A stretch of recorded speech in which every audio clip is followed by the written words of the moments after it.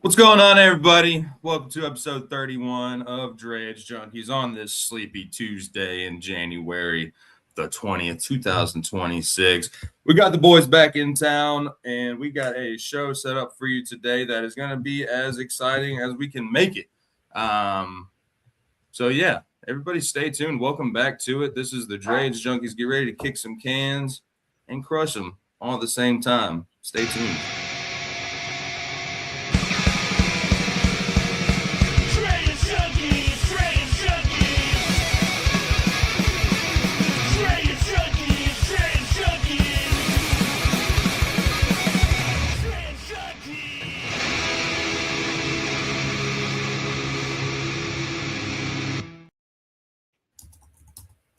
Hola, amigos. Hola, ¿cómo está? Hola. Muy bien, ¿y tú? Taco, Speak English. enchilada, quesadilla. All right, I had my SAP turned on over here. I wonder if that translates in the subtitles, if we have subtitles anywhere. It probably says dumbasses. Yeah. I guarantee those. Stupid gringos. Well, how you gentlemen been? Did you fellas work yesterday, or did you take a little holiday action? I worked. Did a little work. It was slow, but did a little work. How about you? Yeah. Let's rephrase that. You know, I was at work. I can't really say I worked. It was pretty slow. Yeah, it sounds like this whole freaking month, man. I've been sitting by my computer waiting for something to happen, and then it's just like one rogue email out of the blue. It's like I could have sat at home for this, but it's all good. Gets me out. Do you not work from home? Nah. Oh, you have an actual office? Yeah, I got two crazy dogs, man. They would never let me work. I feel that thing. I've never knew you had an office. We could come check that out sometime. Is it close to your house?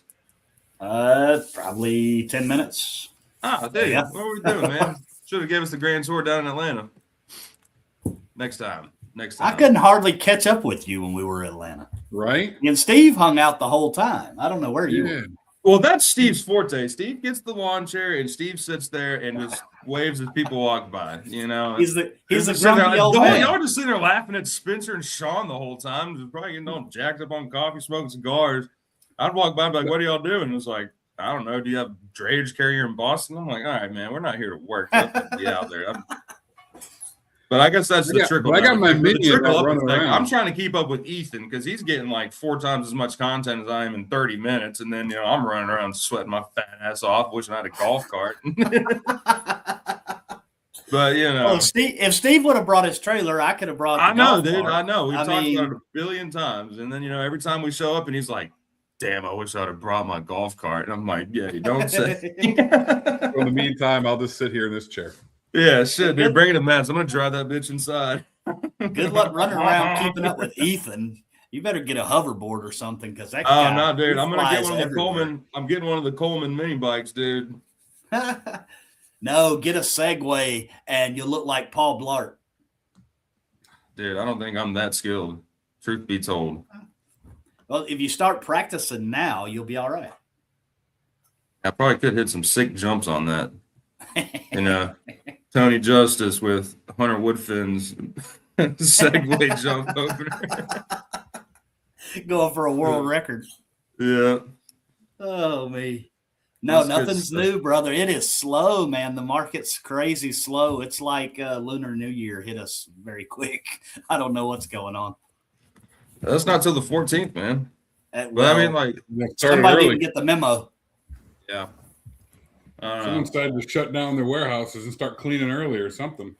I'm telling you. I mean, I said even over here on my side, man, like some of our bigger customers, like the ones that like work direct retail and do all fulfillment and distribution, like they're still popping, but some of our smaller distributors, they're just dead in the water. I mean, I got like one new lane popped up, but I ain't paying no bills.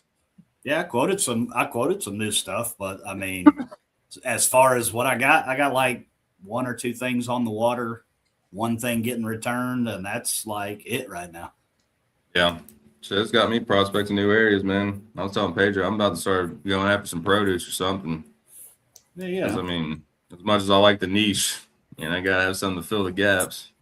Yeah, I mean, there are still bills to pay. It really doesn't matter. I mean, but there is freight out there though, man, because we got some of our drivers, and I'm not gonna try to get off topic here from Drayage, but I mean, like, dude, they're running broker freight and they're killing it, man. Like, and they're Really? leasing through us. Like in 3 weeks, they're netted like $16,000 and $12,000 a piece, running like JB Hunt and stuff. So yeah, I don't know, getting $5 a mile, not too bad. Everybody's got to fill in the gap somewhere. I mean, I don't fault anybody for taking on seasonal work, but yeah, I'm just talking about specifically for what we do. I mean, it's pretty slow right this second. I still think we should get some hot shots and run cars. Hey, there's a huge market for that, bro. There's a huge market. Yeah, but well, cool beans. Well, I guess we'll get to the news, but not news, but news. So if you run into a predicament like us today where there's just not a whole lot going on in the drayage sector, I mean, we can't even return empty containers today, but if you want to find some good news right at your fingertips, look no further than truckandnewshub.com. This is brought to you by Mr. Steve Talamo and IT Brian and the whole gang here, filtering in news sources like Dray Insight, Freight Waves, CDL Life. If you can name it, it's here. If you want to find it and you can't find it, let us know because we'll put it up there. It is an ever revolving door of news right at your fingertips, convenient. And, why waste your time when time is money looking for it when it's right here? What we got over there on the Insiders editions, we got industry news. If you're looking for drayage news, you can go to the drayage news tabs. If you go over to the logistics hub, you can find port cams. You can advertise with us. You can check out all the homies like Mr. Durden's AccuBid Pro. What's the saying for AccuBid Pro? Know before you go. That's right. That's right. And if you want to get a little bit jazzed up while you're reading all this, you can go to Road Dog Coffee, get you a couple bags of the goods and maybe a cigar if that's your cup of tea, but you need a cup of coffee. Shoreline Capital, as always, Truck Picks, Truck You.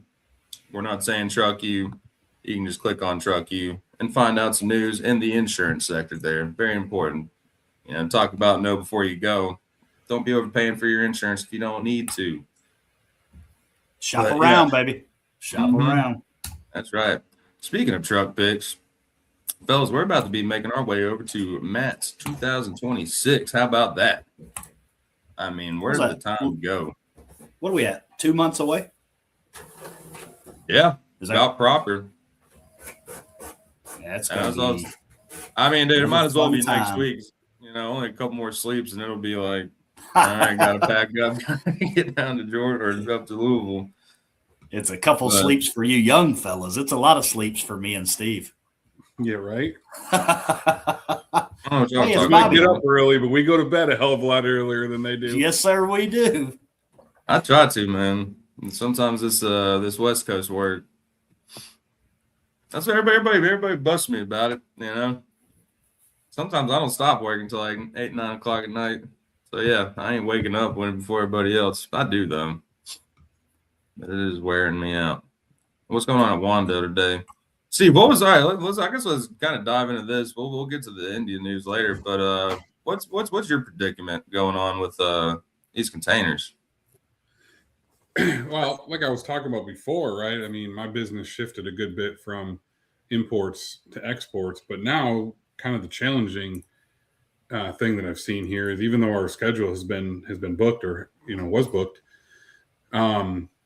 we've had a couple bookings that just randomly just got deleted, right? Because the broker still sends it over to us. We're getting ready to pick it up. We go to pin it, and the booking doesn't exist anymore. And so they've had to reach out to their customer, to the freight forwarder to see what's happening. We had one of those today that we had the booking numbers correct. Everything's right.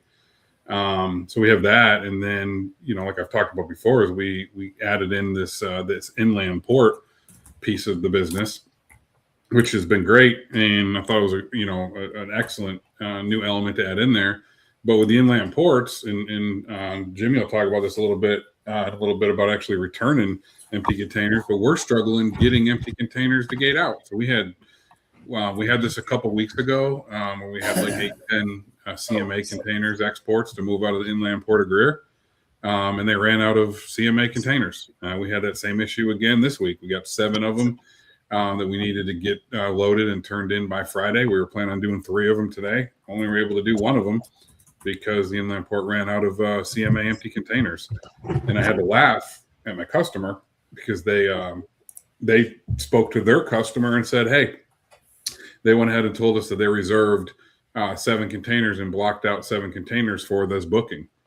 And I called the inland port and asked them about it, and they're like, "Yeah, we don't block bookings. We don't block containers for bookings." So there's a whole lot of miscommunication that happens from the customer that talks to the steamship line. The steamship line relates back to them this information, and that the actual port itself says, "Yeah, that doesn't happen, and that doesn't exist." So I think a lot of that we can kind of dial into today as we banter randomly, just off the cuff banter about what's going on with drayage. But some of us are needing containers, and yet we have people like Jimmy and his carriers that have been trying to turn in a container and empty for like 5 days now that he's not able to get an appointment for. So it's a hell of a day at sea, sir. What, anybody remember that movie? From what was it, Overboard? Overboard. No, it's crazy because you're talking East Coast and I'm talking West Coast, and we got the same damn issues. I don't know what's going on. It's like you said, container's been out now for going on its 5th day. Can't get a return appointment. No real answer as to why. Just don't have an open slot to take in and empty. And it's like, okay, well, how's the carrier supposed to get back to work? How is the ship line supposed to get its property back so that it can fold this back in to go to people like Steve who are needing an empty to keep on working? It's like, where's the hang up? Where's the disconnect? I don't understand. Well, and I know that there's several cameras out there in Long Beach, and this happens to be one of the ones we got, which I believe is the here's the out gate in one of the things, but it doesn't seem to be really crazy busy that they couldn't squeeze in a drop off for your carrier. Yeah, and the only answer, I mean, you have to, if you've never dealt with Long Beach, you kind of got to go through a whole damn portal and get an appointment time and yada, yada, yada. All you get is no appointment time available. I mean, and if you reach out, that's pretty much what they tell you back. Oh, we don't have an appointment right now for a single empty or, a flip or anything like that. It's like, okay. I'm just trying to figure out who do I bill back? Who's paying for this garbage? That's a timeless question right there. Because I don't know how they're still doing that. Like, especially now, it's not like the ports are booming. Why can't you just return it? But even with your situation, Steve, like I forget who our guest was, but the guy that moved around all the chassis. Why aren't we moving around empty containers? Why aren't they? Well, and I even asked them.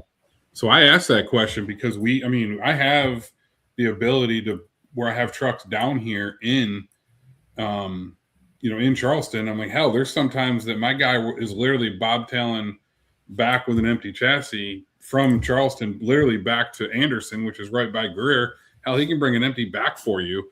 There's times where, we're doing an import up to Spartanburg, which is literally right there by Greer, that why can't you guys just allow me to change the drop-off location for this empty and let me just drop it off at Greer? I mean, I can help. I'm a small truck operation, but hell, we could help feed you with empties and save trip to come back, but they don't allow you to do that. So it's like they want to, is it that they purposely want to create the problem?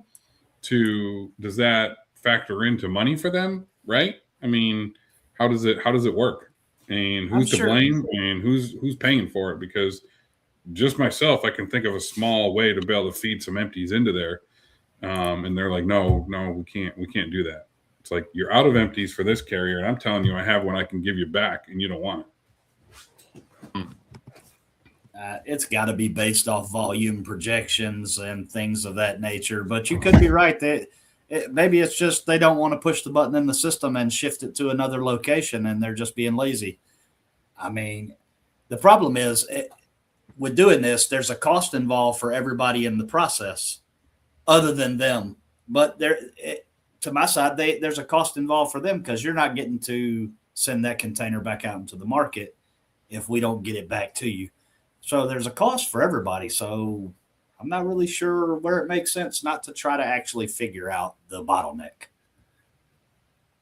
All right, do you think we're dealing with ghost bookings, Steve? No, for this particular customer that I'm referencing, where I've had the issues the last couple of days here or the last couple of weeks, and it's only been a couple out of all the ones we've been doing. I don't necessarily think it's a ghost booking. Now, sometimes they could have changed. Maybe they changed the port because it could switch to like a Savannah. If it switches to Savannah, then I can't see it in the particular Go port that I'm looking at where I have Charleston selected. So I've had issues like that. Maybe it was a broker mistake. And I'm saying like back during COVID when, you know, like these steamship lines were booking these empty containers themselves so US couldn't export, and they were just taking them, you know, they were taking like whole freaking, like, I don't know, what would you call them, like bunches of containers empty, shipping them back. Yeah, as far as the inland port piece, and I don't have that issue here when I'm actually pulling out of Charleston because there's plenty of them there. The issue is just the inland ports, right? And I even asked the question, like, do we put empty containers on the train and bring it up here to the port? So there doesn't really seem to be a really good system to have empties in some of these inland ports. And it's just an inland port issue, right? Because the actual Charleston port where these things are eventually going on the rail doesn't have an issue with empties there. I mean, I could pull 1,000 of them today if I needed to for that same booking number. It's just having them actually up in the inland. But when the customer's doing the booking, they're selecting the inland is where they want the empty picked up and where they want the empty returned. And it's up to the steamship line to change that booking to accept it or to be able to receive it anywhere else besides just the inland port. It's all, everybody thinks it's the port that controls it, and realistically it's all the steamship line. Yeah. Well, that brought up another question in my mind too. Like,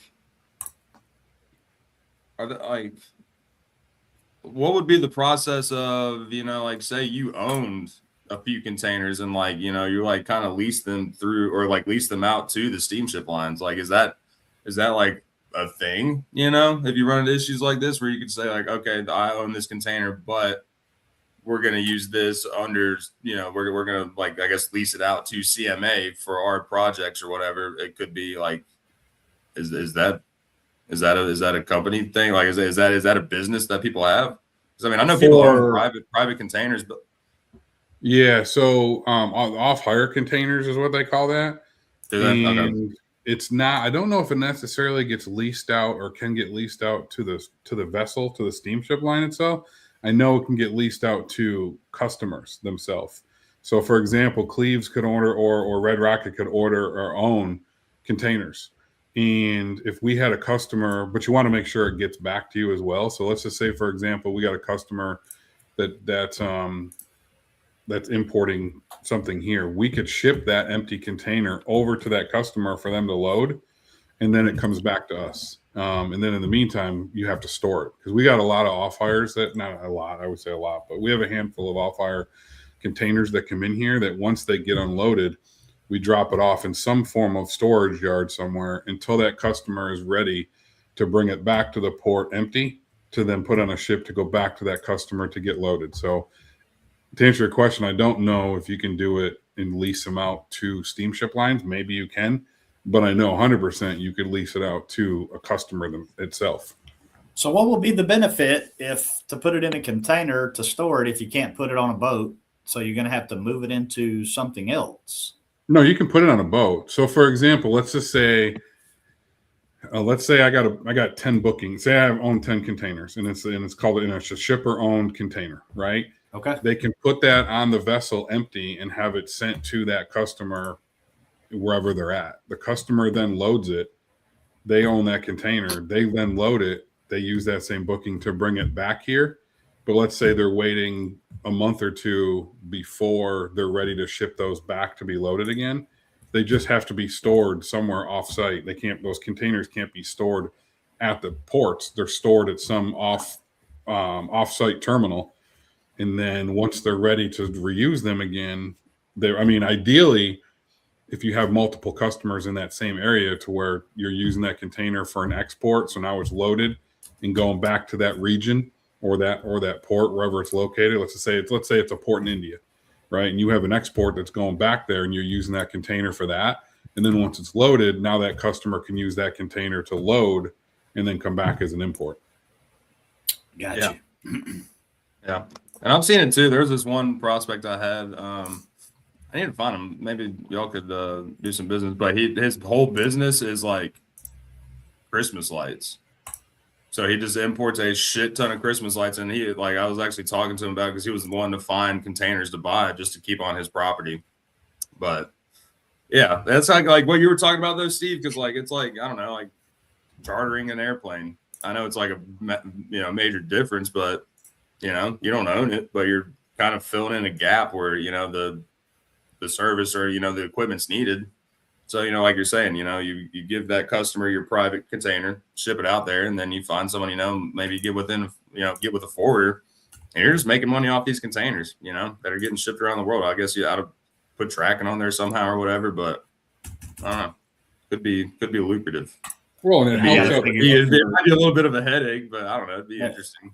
It must definitely be a headache, and you got to figure out too how to have them inspected and maintained during the process as well, because it's like anything else. You're going to get holes in it and everything else. Would probably take care of that for us. But I don't know, man. I mean, shit, talk about inspections.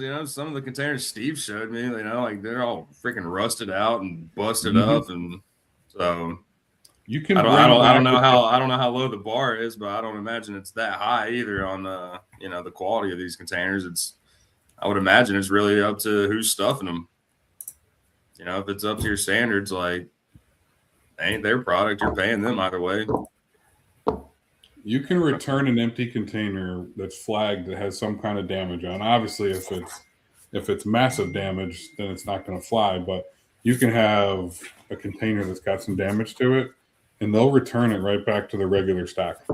And if the next carrier in line doesn't pay attention, they could wind up having that same container on their back and sent to the customer to be loaded. They don't have a specific way to isolate those containers. Again, if it's something crazy like the damn thing's structurally caved in or something like that, then yes, they will. But it's such a shit show, man. It's crazy how it runs. Like if you're not in this business, which I think is what's cool about this podcast, right? For people that actually have a spot in the space to talk about just what they deal with every single day, because a traditional over-the-road driver or flatbed driver, tanker driver, that like they have their own issues on the road, but there's so much out here in drayage that's out of your control.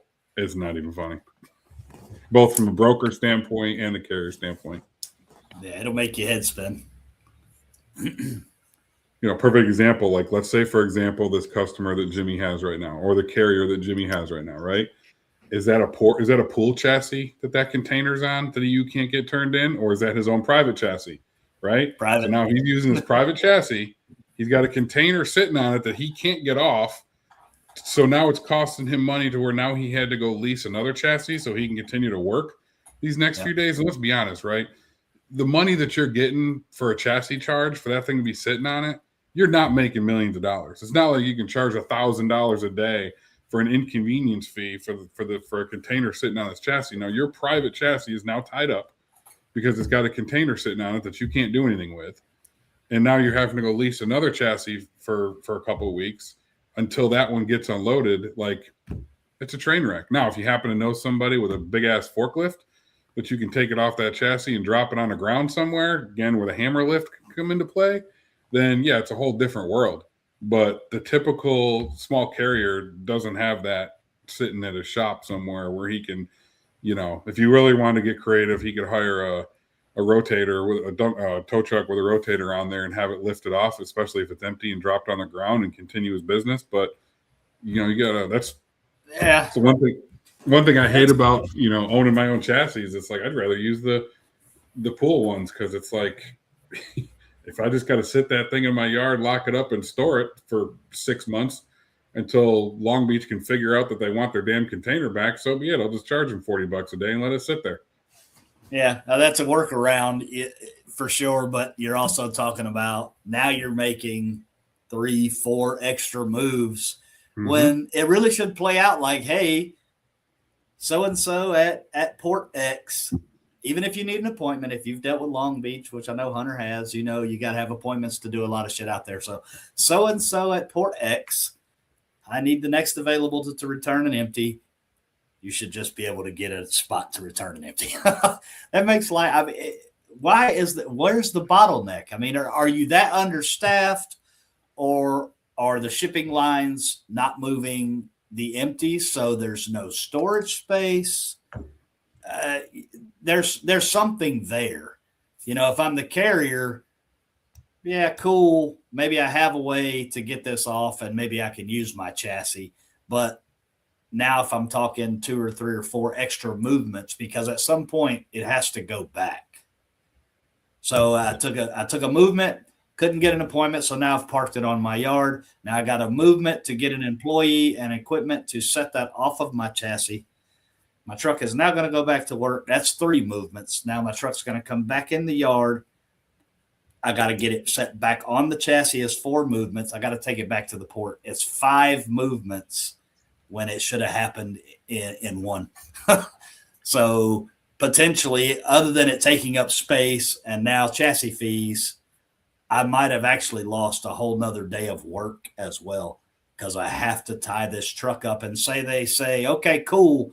You did all this. Your truck went back to work. You finally get that email that says, I got you a spot at 1:00 tomorrow.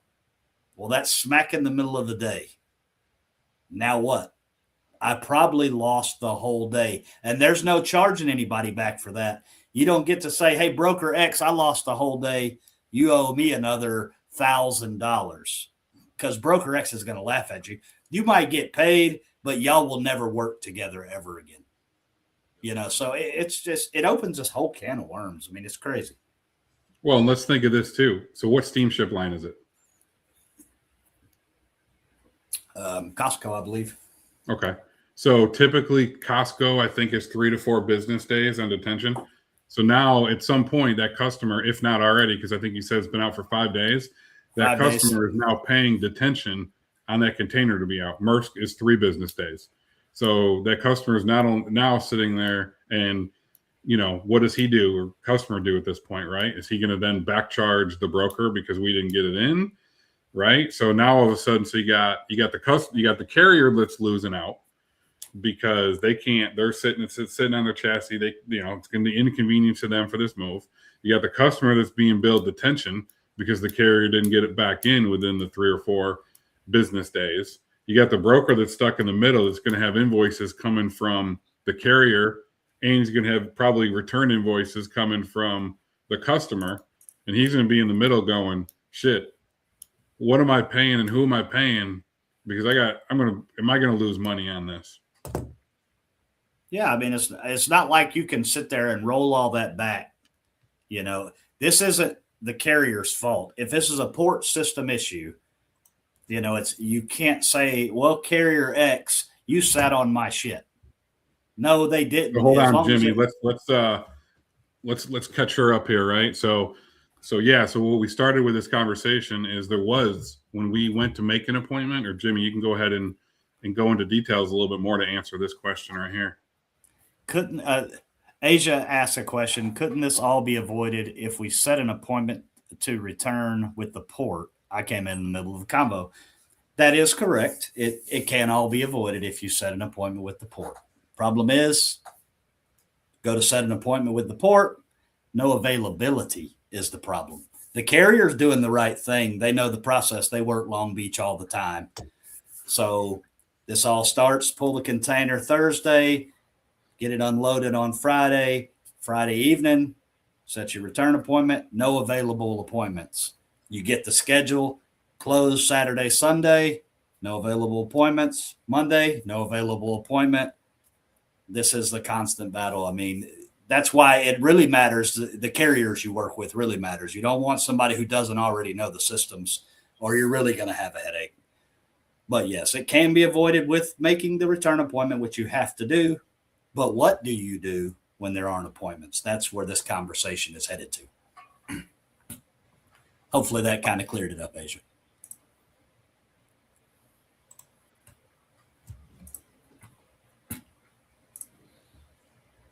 So yeah, I mean, it's a big circle jerk, if you will. That's a nice You way to know, I put it. mean, it's the only way I know to put it. I mean, really, it's, like Steve says about somebody saying they had blocked out containers for him at a certain place. No, this is just my way of appeasing you, saying you want containers, and I'm just crossing my fingers, hoping they're going to be there when you need them. But here's what's funny, Jimmy, right? That may be a thing in Long Beach. That may be a thing in New Jersey. That may be a thing in Houston, right? Maybe the system itself, and I'd love to hear from anybody that's experienced this before. I know in the Charleston area, I know in Savannah area, majority of these East Coast ports, like that's not a thing, right? The steamship line can't call and block out a certain container, a certain amount of containers for a steamship line, right? But maybe that is a thing. I mean, we also don't do appointments here. So there's different avenues and there's different operational challenges or whatever you want to call it in different ports. So maybe Long Beach does allow steamship lines to call and or to email and to reserve a certain amount of export containers in the vessel, in the steamship line, or the broker that maybe deals with some of these other ports doesn't realize that that doesn't happen here. or happen in this certain port or whatever. So I'd love to know, is that an option in other ports? Yeah, I mean, this market and this niche that we all three find ourselves in is a different beast than other things. None of these ports operate the same, have the same systems, have the same requirements. Let's be honest, hell, the fees for things are not the same. So there's a lot that goes into this. How you quote your freight and the verbiage you use with your customers to make sure you're kind of covering your butt, and having a little flexibility in there. But at the same time, we're all trying to win freight. So you can't be so high just trying to cover yourself, because you're never going to win anything. It's a lot that goes in. This is not the dry van market. This is not just pick it up and go from A to B, and maybe there's a lumper on one end or something like that. I mean, this is crazy. I mean, I've just recently done some stuff in Boston. They have some different fees. They have fees for picking up certain size containers, like a fee for, if it's a 40, it's like $79 and whatever. And if it's a 20, it's like $59 to put it on the chassis. In California, there's clean truck fees and things of that nature, and everything has to have an appointment. Savannah is kind of just roll in and go through the motions and do what you do. No muss, no fuss. But you go in the Savannah port system to see a container, and it's not all shown in the same spot. You got to know where you're looking. Are you looking at Garden City? Or are you looking at Ocean Terminal? Why it can't be on the same screen, I don't know, but it's not. And if you don't know that, you're going to be looking like, my container's not there. My container's not there. And what do you do when your customer calls freaking out like, hey, last 3 days today? And you're like, I don't see the container. There's so much to know. It's the same with Steve up there. What do you got? Three ports up there? Yeah. Yeah, you got North Charleston, you got Wando, and you have Hugh Leatherman. Do you see them all on the same screen if you're tracking your containers, or do you got to go into like different parts of their system to look at the containers? Now they're all on the same screen. So when Hugh Leatherman actually first opened, it was on a totally different system. So you used to have to use how's it called? Port Manager, which is tied in with like eModal. That's what you used to have to use for Hugh Leatherman, where North Charleston and Wando was on GoPort. Hugh Leatherman was not in GoPort, where you'd have to go pin containers and stuff like that when they first opened. Now, once they shut down and did the whole union renegotiation, yada, yada, yada, and they reopened back up, it's now in GoPort. So it's all in the same system, but they all run off of different operating hours. So, like, perfect example on Monday, Hugh Leatherman and North Charleston were closed on Monday, yet Wando is still open. So a lot of times you don't know, say you were planning on picking a last free day up, and you were planning on picking up on Monday because that was the last free day, and the container was sitting at Hugh Leatherman. Guess what? Hugh Leatherman was closed on Monday. You weren't able to pick it up, and now that container just went into merge. So yeah, you have in Savannah, you have all these different systems. In Charleston, right? You don't know, different ports, they all show Charleston Port. When a broker sends over something for you to quote, not all the time does it show Wando, right? It just shows Charleston Port. Well, it could be Wando, it could be Hugh Leatherman, it could be North Charleston. I want to go back real quick and revisit Asia's comment here. I don't know how much of this is actually going to pull up here because, okay, it'll all pull up. Good. So Asia says, as a carrier, I think it definitely will have to be charged back to the broker and then the broker to the customer, providing accurate documentation and screenshots of the appointments for the return not being available.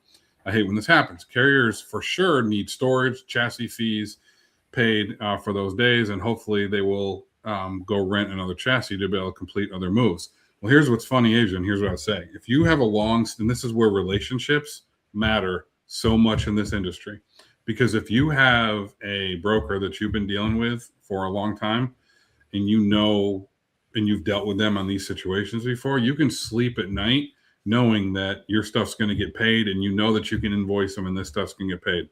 If you just found a new broker on a load board somewhere and you've never dealt with this guy before, here's when the emails start going ghost and you stop getting responses, and now all of a sudden you've billed them for it and it's not getting paid, right? Are they, if you're factoring this, right, have they updated the rate con to be able to add all these charges in there so that you can factor it? It can literally be a nightmare for a carrier on this side of it when this stuff starts happening.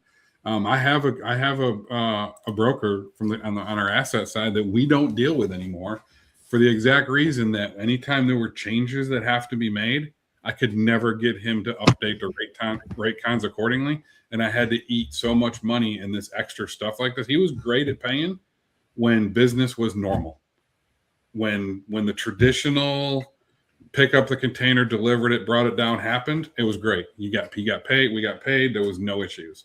But anytime there was detention that needed to be added, there was a case like this where something had to be stored, and we had it.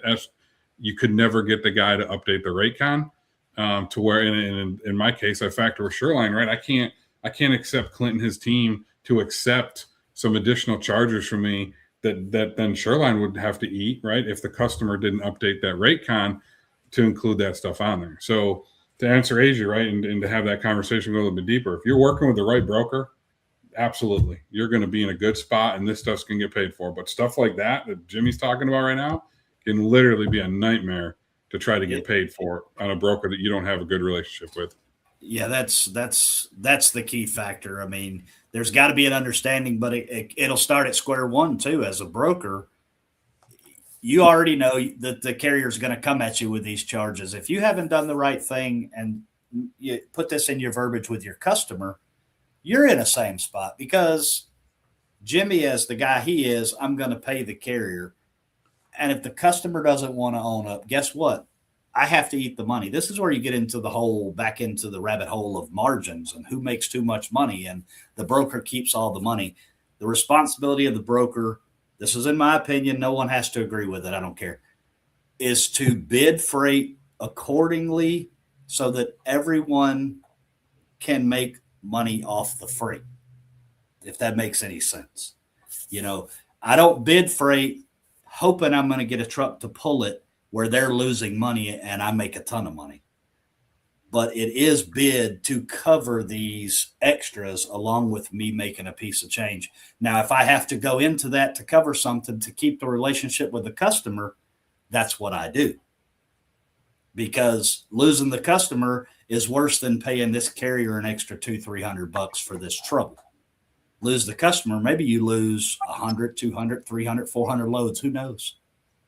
Who knows how many loads you could lose? You lose the customer. So it's a hand-in-hand business and a double-edged sword. It just makes, as long as we've been importing and exporting and the CMAs and the MSCs and everybody's so big, how are there still such bottlenecks of little bitty stuff? You know, it makes no sense to me. Well, and you got to think too, right? Like, at least for me in Asia, right? You might have the same thing. How many times in your inbox do you get a rate quote request from 10 different brokers that you know they're all competing for the same business, right? You can tell a lot of them is a copy and paste exercise that came out from somewhere that they threw in there. The details and the information is the exact same, and you can tell it's the exact customer. So you've got 10 or 12 different brokers in your inbox that you're competing for the same business, right? Well, guess what? That broker probably is going to get that business, the winning broker, and they may not have a good relationship with that customer, or they were hard up because times were slow and they needed to make that money that particular week or whatever. So they accepted this agreement with that customer with little information about that customer, and they don't have the relationship. They don't have that long-term strong relationship with that customer. And then all of a sudden they're sitting there at their desk hoping for the best, hoping that nothing crazy happens, like Jimmy, the truck it guy's carrier, was unable to return this empty and get an appointment to get an empty in. And now they're sitting there going, oh shit, now I got to go back to my customer and explain. And maybe that customer doesn't deal with Long Beach that much, right? Maybe it was a shit. We don't know. It could have been a ship that got diverted to Long Beach that was maybe scheduled for another port. I'm just throwing scenarios out there, right? It could have been a customer that normally deals with a totally different port that doesn't have appointments, and it got diverted and rediverted to Long Beach, and they're dealing with this situation for the first time. That they're like, what are you talking about appointments? My containers just need to go back. Customers don't get, I mean, I deal directly with a couple of our customers that they don't have a clue about the stuff that happens at the port. Like when a damaged container comes in, they don't understand the steps, and they didn't until we had to educate them what has to happen when a damaged container comes in, right? You can, by law, legally chain one corner of a chassis. But if you have a damaged container that has more than one corner damage, you can't chain by law, by DOT law, more than one corner. Now it has to go on a flatbed. Customers don't understand that. They don't have a clue, right? So now all of a sudden when you go to them with a $3,000, $4,000, $5,000 bill for a damaged container that they're now going to be responsible for, if the steamship line's not going to take accountability for it, that they're going to have to now pay for this thing to be delivered on a flatbed, to be unloaded by a crane that you have to rent for the day, to be then loaded back on a flatbed with that crane. So there's, again, going back to the customer, right, and the broker, they may not have had these situations happen with this new customer, or even could be an outstanding customer that they haven't had these issues happen, where now they have to go back and have that tough conversation with the actual customer that's talking about money. Because the first thing the customer is going to be like, well, that's your problem, broker. That's your carrier. He must have missed his window to make that appointment, or something, it's his fault. It's not my fault, And then communication. I mean, put it in writing, keep a paper trail.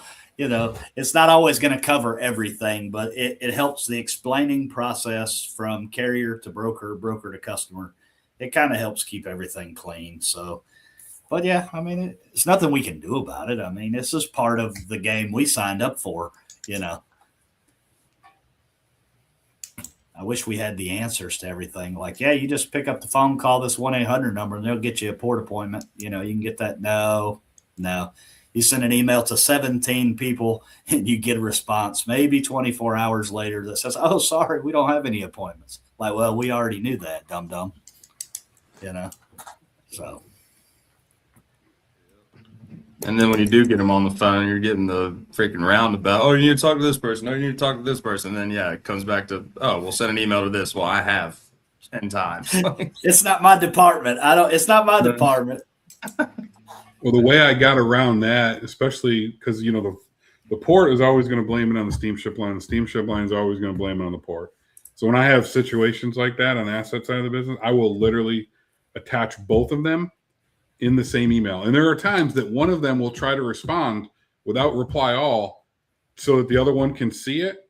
And I will immediately respond back, bringing that other party back into the conversation so that there is absolutely no blame where one's blaming on the other. Because they try to do that all the time. Oh, you just got to call the port. The port's got to do it. Well, why did you remove the port from the email that I just sent that I had them included? Let them answer that question to then tell you, because they'll be like, oh, we updated the EIR. The EIR is in there. Port's like, there's no EIR in the system. And then the port will respond back, carrier or steamship line, whatever, you got to do this. And they'll be like, oh, okay. Oh, yeah, now we see it. I forgot to hit reply all. I didn't take them out. I forgot. Yeah. It was an accident. Why are the other 7 people I included in here and you just took those one out? It's not my fault. It's your fault. Oh, me. The joys of drayage life. I mean, this is what we do. I mean, that what we call it? Yeah, well, we got to call it something. I mean, slow suicide. But there's one thing that nobody can ever convince me differently. I honestly believe that all of this stuff is intentionally done because it drives revenue. You got to think about who's going to sit there with the steamship line and say, hey, we're going to fix 100% of these issues, and it's going to reduce, $1.5 million in drayage or in detentions. Oh shit. Do we really want to fix that problem if we're going to now lose $101.5 million in detention, right? So I mean, or it could be demerged, whatever, right? There's dollars that they factor in for every one of these situations that if they truly fixed it, it's going to cost them a whole lot of money in revenue dollars if they fix the problem because of the way that these fees are all set up in there. So does anybody really want to fix the problem? Nothing but the people dealing with the problem. Did you guys get to Asia's other comment here? No. As I said, that sucks. I wonder why brokers go ghost on that, especially if the carrier sent over the quote with a list of possible accessorial fees in the email. If the carrier doesn't put the accessorial in writing while agreeing to the terms in an email, definitely a carrier issue to come back and demand more when it wasn't in writing. But to have listed all possible fees and still go ghost on the brokers is a headache. Personally, haven't dealt with that before. Thank God. Yeah. So we've talked about that before. When they get the email and it's just like redlined every single accessorial possible. And it's like, you got to put in the bottom, I don't agree to your tagline there. It's not like a binding contract, but. Oh yeah. Everybody thinks it is because it's in writing. It's binding. No. That's something that you have pasted in there. I didn't sign anything. Yeah. Well, it's funny that exact broker I was referencing earlier that we don't do business with anymore, right? It's in the emails, right? Anytime I quote it, it's in there. It'll have those charges listed in there, right? But they don't include all that in the rate kind when they send it over. And then when you question it, it's like, oh, we can add it in there if needed. Okay. It's then when you go back to try to get it added when you're dealing with a shady broker, is what can happen. And again, it's not just shady brokers, right? There's shady carriers that do stuff too, right? They AccuBid Pro. Hey, I got your keychain. What's up? I still need a new Red Rocket one because I accidentally gave it away with the. I'm actually about to mail some stuff out in a few days. I'm going to send you one. Nice, but wait a minute, Asia. I'm so glad you found us, Asia. But we go on weekly, every Tuesday from 12 o'clock Central, 1 o'clock Eastern Standard Time. This is Hunter and I started this 30, or we'll call it 28 episodes ago. And then that's about the time when we brought Jimmy on, the Truck It guy. So yeah, Asia. And if there's ever a time that you want to come on live on the show and actually discuss some of these issues or a hot topic that we might have, feel free. Just drop us a message and we can make that happen. Yeah, or just ask questions. You want to learn more. That's what we're here for. But it's nice to get the perspective from the carrier side. If Asia's from the carrier side, it's always nice to hear from the carrier side, Well, I think you see most of that from the carrier side. Broker side, I mean, if I was a carrier, the main thing I'd be concerned about is how educated the broker is. Because I think I'll touch about it, before. If you got a customer, a lot of these customers, like Steve was saying, they don't know all of the details of it. They just know it gets picked up and delivered and then it gets dropped off. They think it's a magical thing. But if you don't have those conversations up front of like, okay, here's the port conditions, here's what can happen, here's what I've been seeing, they're not going to care if you bring it up on the back end. It's like, shit, if you're bumping docks, man, you got a broker or you got a carrier that's like, sitting there for 13 hours and he tells you 2 days later, hey, oh, by the way, I showed up on time and I need detention pay for this. Tough shit, pal. But I mean, hold on, Hunter. We're going to give a live demo. Why am I getting charged for detention, port congestion fees, waiting time? Like, what are those not all the same things in reality? Let's be real here. And then, like, shit, I've gone on a tangent about this before when I was doing inland port drayage up in the Midwest. Why am I getting charged $200 for scales when there's a scale at the shipper? you don't have to pay for it and you don't have to wait on because you're the only truck showing up that day. And then you got a freaking cat scale 2 blocks down the road in the middle of nowhere trying to tell me that it's eating up your entire day when I called up there and they're like, yeah, we haven't had a truck in 2 hours. And the scale ticket's at max $30.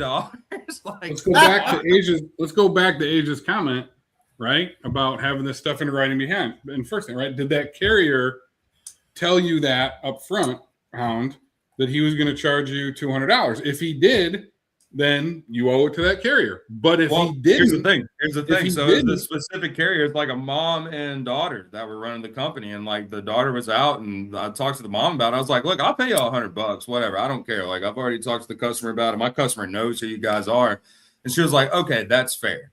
You know, because don't charge me to scale in at my shipper who's paying you, you know, to stay in business. And fucking she agreed to it. And then 2 days later, the daughter calls me saying, like, no, this isn't how. I stayed on the phone with her for 2 hours going back and forth about this. Like, I'm not even exaggerating, 2 hours. And was like, yeah, I ended up paying for it, but I dropped her services. Like, I'm not going to deal with you. I'm not going to deal with you. Like, yeah, I'm not going to deal with that type of stuff. I try to, as much as an email is not writing, if customer A hollers and says, hey, can you quote me this? I quote them line haul fuel surcharge as a unit. You know, this is roughly what I think this is going to cost you. And then I try to break down the accessorials. And at the end of that, almost every time, unless I know it's a place without them, like Savannah, I say possible fees, unknown, straight pass through, meaning I'll give you a receipt and you will pay back 100% of that fee, because that's whatever the carrier sending me is exactly what I'm going to bill to you. Or the same if I know it's in an area with tolls, like I just quoted some stuff the other day, New York, New Jersey ports up there. I know there are toll roads everywhere. So the end of that quote says toll fees unknown, straight pass through. I'll be sending that back to you. So at least the customer is aware once these things come up. Don't be shocked if I say, here's an extra, $172 for the toll in Pennsylvania.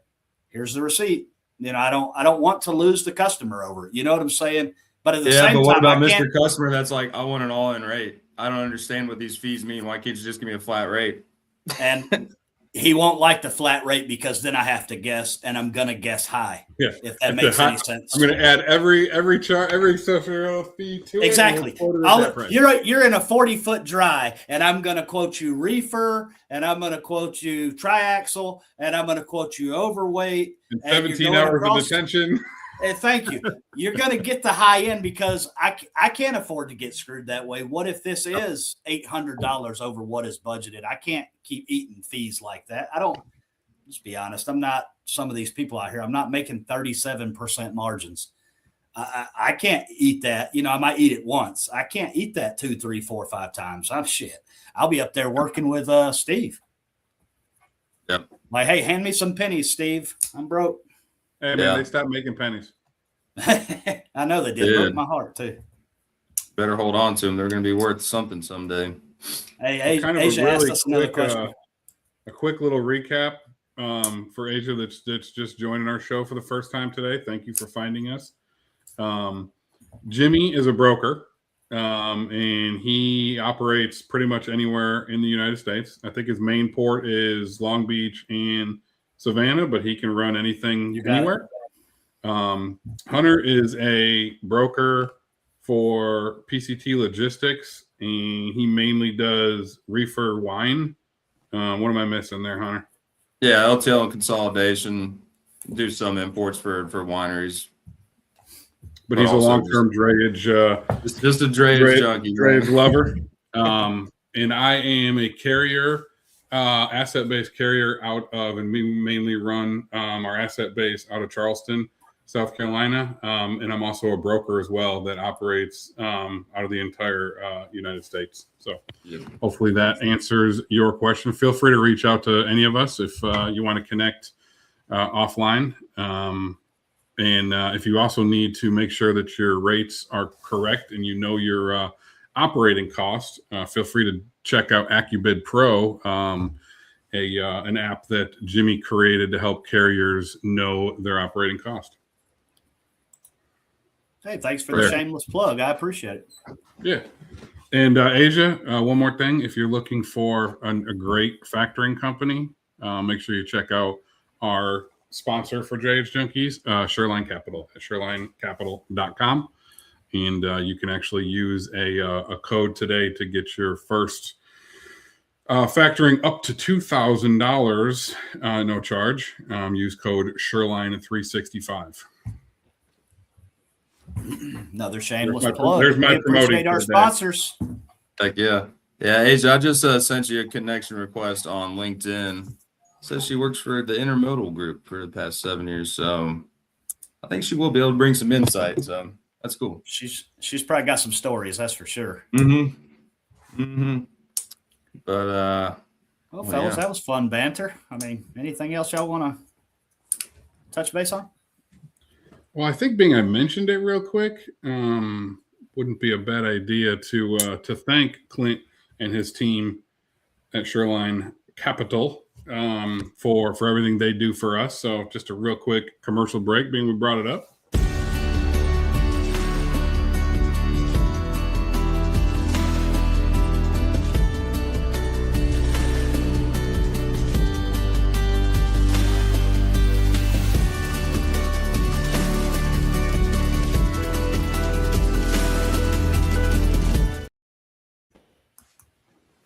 Shameless plug number 3. Clint, you're very welcome. And for all call him the call him the Salt Lake City Wall Street guy or what? Hey, who's got that rotary dial phone? Hold on. Jessica with Truck U and UCI Insurance, you know that I'm on a podcast right now. I'm going to have to call you back. She did that on purpose. She wants her plug. As always, guys, we're open to NIL deals, so you can send those NIL deals our way. You get all your news. There you go, Jessica. There is your plug. We did not forget Truck U. Get your news with AR.pro and Trucking News Hub. Yeah, guys, we I mean, UCW, Cleves Logistics, Red Rocket Logistics, AccuBid Pro, PCT. We're here, babe. We got what you need. We'll take any and all referrals. Me and Steve are not too proud to beg. Send your referrals our way. We will quote you out and see what we can do for you. Me too. Whatever. Well, good stuff, gentlemen. Well, I guess we're winding it on down here. So before we do, Jimmy, what you got before we bounce out of here? Hey, use AccuBid Pro. If you're just getting in the trucking business, start off on the right foot. AccuBid Pro, break down your cost per mile for you. Don't start off in a bad way. Know before you go. For all your brokerage needs, man, Red Rocket Logistics. I mean, I do drayage. I got some team members doing equipment, cars, things of that nature. I mean, reach out at any time. If you just need, need advice, just want to talk, whatever, man, we're always here. Hop on the show with us one day. That'd be fun. That's what I got, bro. Yeah. Join the banter. What about you, Dirty Dray? Hey, man, I'm just happy to be here with you fellas. I love these, off the cuff, just freestyle shows where we can just ramble about whatever's on the top of our heads. But yeah, just like Jimmy, mentioned, if you have anything, if you're a broker and you need an asset-based carrier in and around the Charleston area, we also operate out of the Inland Port of Greer as well, South Carolina. Reach out to us at cleveslogistics.com.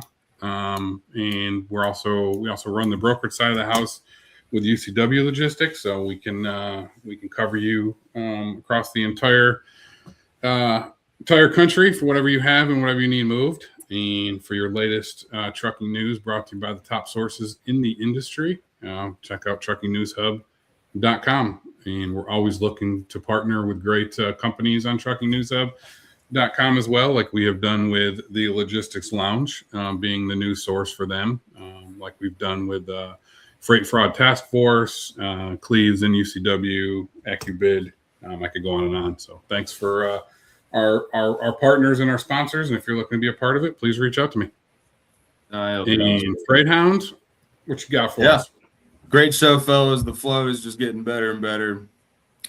That's why this show is amazing. I mean, no real news today, but we're bringing up the issues. So one of these days, man, I think we're going to get to the – hopefully we'll get some things regulated. We're going to go out to Switzerland and start talking to some of these steamship lines. Make them sign the petition. But, yeah, everybody, if this is your first time tuning in, be sure to go like, follow, shoot us some messages. Let us know what you want to hear us talk about. If you want to get on the show, let us know. It is an open door as always. But yeah, she was on the show. I told you she was here. Yeah. She's calling me while she was on the show. Way to go, Jessica. Yeah, Jessica, where's our NIL deal?